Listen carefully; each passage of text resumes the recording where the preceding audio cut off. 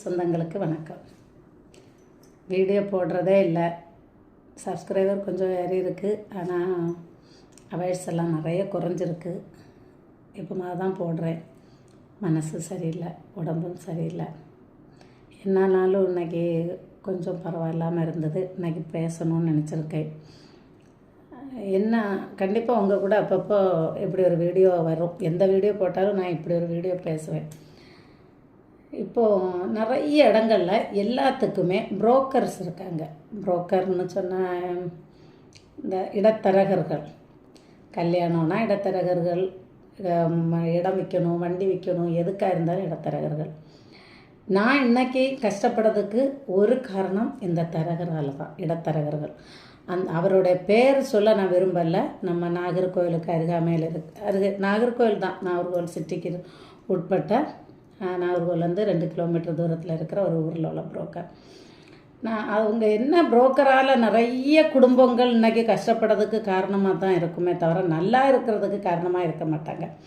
ஏன் நான் இதை சொல்கிறேன்னா, இந்த இடைத்தரகர்கள் இல்லாமல் நம்ம சொத்து வாகனம் எல்லாமே விற்கிற ஒரு நிலைமை நமக்கு வரணும்.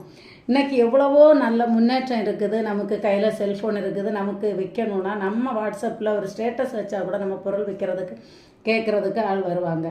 இல்லை அந்த மாதிரி இல்லைன்னா யாருக்கிட்டையாவது நம்ம பேசி சொல்லி அளவுக்கு அதிகமாக கமிஷன் வைக்காமல், அப்படி இல்லாமல் இடைத்தரகர்களாக இல்லாமல் தரகர்களாக இருக்கணும். அப்படின்னா தகவல் பரிமாறுறவங்க. உனக்கு ஒரு பொருள் விற்கணுமா, அந்த ஆள் வாங்குறதுக்கு இருக்காங்க, கொடுங்க வாங்கிக்கோங்கன்னு சொல்லிட்டு ஏதோ கிடைக்கிற 5-10 வாங்கிட்டு ஒதுங்கணும். இது அப்படி இல்லை. நமக்கு ஒரு சென்ட் இடம் விற்கணும், ஒரு சென்ட் 10 சென்ட் இடம் கிடக்குன்னா சென்ட்டுக்கு 5 லட்ச ரூபா நம்ம சொன்னால் நமக்கு 5 லட்சம், விற்கிறவனுக்கு 5 லட்சத்துக்கு தான் ரூபாய் கிடைக்கும்.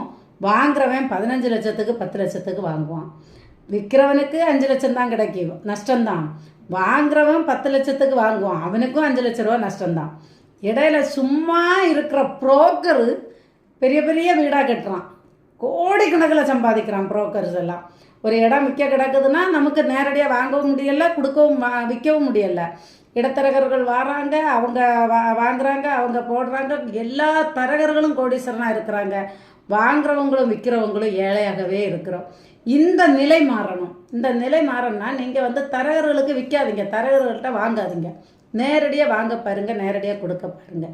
ஒரு தரகரால், ஒரு புரோக்கரால் கோடிக்கணக்கு மதிப்புள்ள சொத்தை வெறும் லட்சங்களில், அதாவது 3 கோடிக்கு சொத்தை 3 லட்சத்துக்கு 30 லட்சத்துக்கு விற்று இன்றைக்கி ஏழையாக இருக்கிறேன்னா இதை சொல்லதுக்கு தகுதியானவ தான், பாதிக்கப்பட்டவா. அதனால் பேசுகிறேன்.